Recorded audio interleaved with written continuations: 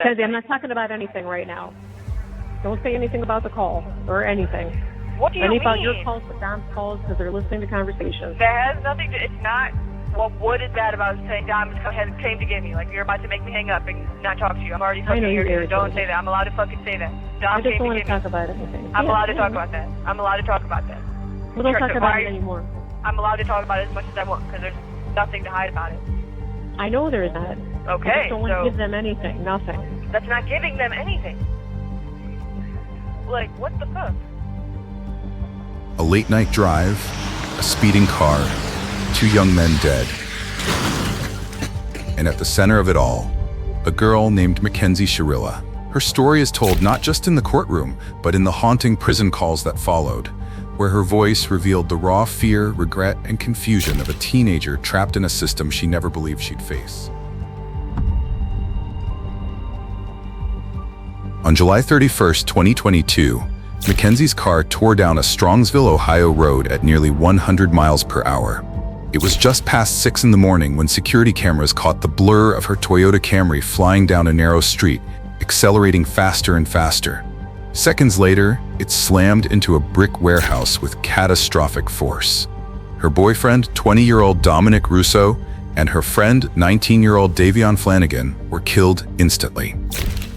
Mackenzie, then just 17, was pulled from the wreckage with severe injuries but alive. At first, it seemed like a tragic accident, another example of teenagers driving too fast, too reckless. But the deeper investigators looked, the stranger the case became. The black box inside her car, the data recorder, told a chilling story. The accelerator was pushed all the way down. There was no attempt to brake, no swerving, no hesitation. To prosecutors, this was not a loss of control.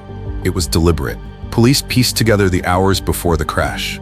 Mackenzie had been fighting with Dominic, her boyfriend. Their relationship was rocky, filled with arguments, breakups, reconciliations. Prosecutors argued this was not just teenage drama, but motive. In their eyes, Mackenzie's decision was clear. If she couldn't have him, no one would.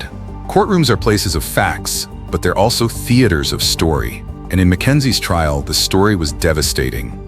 The prosecution described her as cold, intentional, manipulative. They played the black box data frame by frame, showing how her foot pressed harder on the gas, never once lifting off.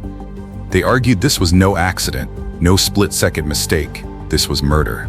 Her defense fought back, but the evidence was hard to refute. No skid marks, no attempt to stop. No explanation for why a 17-year-old would accelerate into a brick wall at full speed with 2 passengers inside. The jury didn't take long. Mackenzie Shirilla was found guilty of multiple counts of murder. The judge, his voice heavy, told her, "You chose to drive that car. You chose to keep your foot on the accelerator. And now you must live with the consequences."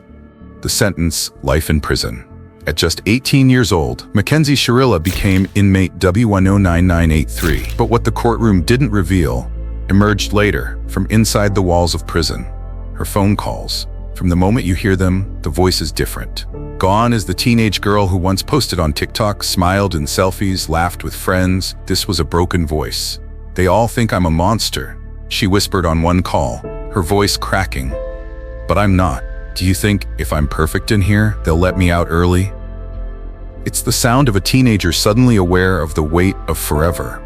Her laughter in some calls sounds forced, the kind of laugh people use to keep from crying. And in others, the silence between her words feels heavier than the words themselves. Her parents, sitting quietly through most of the trial, began to speak out after the verdict. They believed their daughter never received a fair defense. They argued that her lawyer ignored something critical: Mackenzie's medical history. She had been diagnosed with POTS, postural orthostatic tachycardia syndrome, a condition that affects blood flow and can cause fainting or sudden blackouts. Neurologists reviewing her hospital data testified that her symptoms on the morning of the crash were consistent with a possible loss of consciousness. One doctor went so far as to say, her hospital data was consistent with syncope, a loss of consciousness, just before the crash. If that's true, the narrative shifts dramatically, because intent is everything in law. If Mackenzie fainted, then there was no intent to kill. And without intent, there is no murder.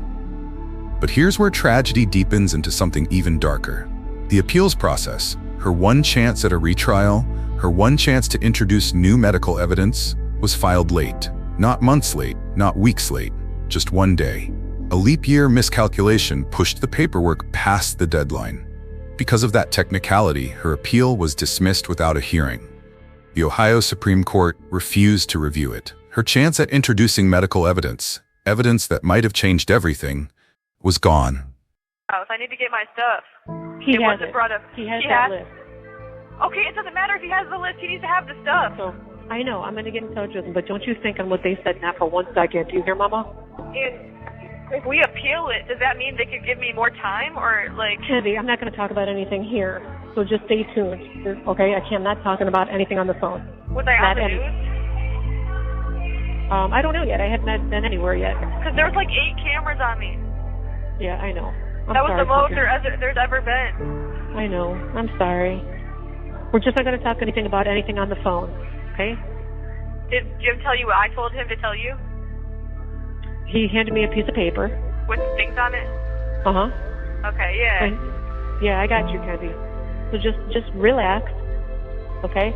But let me wrap up my meeting. What do you mean? Because I'm in a meeting right now, and we do have some video calls set up, right? Can you call me again? I don't know. I don't know when we're coming out again. Well, we have a meeting. We have at 7 o'clock. We have a 7 o'clock video conference, but I do have to. I have to have this meeting. We can talk for a little bit because we're having a pee break. What? We're having a potty break right now.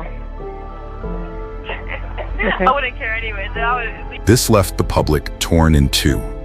On one side were the families of Dominic Russo and Davion Flanagan, who saw Mackenzie's conviction as justice for the sons they lost.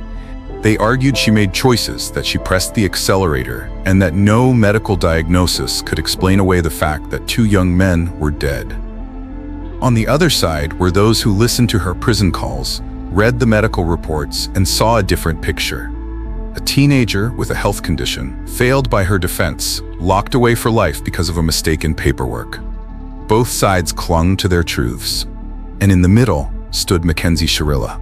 Her prison calls capture this duality perfectly. Sometimes she sounds angry, defensive, pushing back against how she's portrayed in the media. Other times she sounds fragile, like a child, pleading for someone to believe her.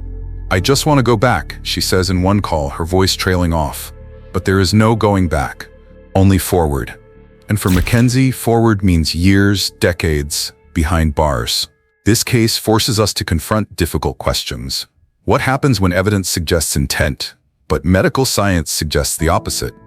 What happens when a life sentence is decided not just by facts, but by the failure of a lawyer or the error of a calendar? And what happens when a teenager, still shaping her identity, is branded a murderer before adulthood? There are no easy answers. But the haunting voice on those prison calls, sometimes calm, sometimes panicked, sometimes broken, reminds us that behind every court case there is a human being, flawed, imperfect, and often lost in a system that does not forgive. We are left with 2 parallel truths. A court says Mackenzie Shirilla is a murderer, guilty of deliberately pressing her foot on the accelerator to end 2 young men's lives. But her doctors say she may have blacked out, never knowing what happened until it was too late. Between those truths lies the weight of tragedy, the irreversible kind. Mackenzie Shirilla is serving a life sentence. She will be eligible for parole in 2037. But the debate over guilt, intent, and justice is far from over. Because the real question, the one that echoes through every call, every medical report, every sleepless night for the families left behind, is simple. What is the truth?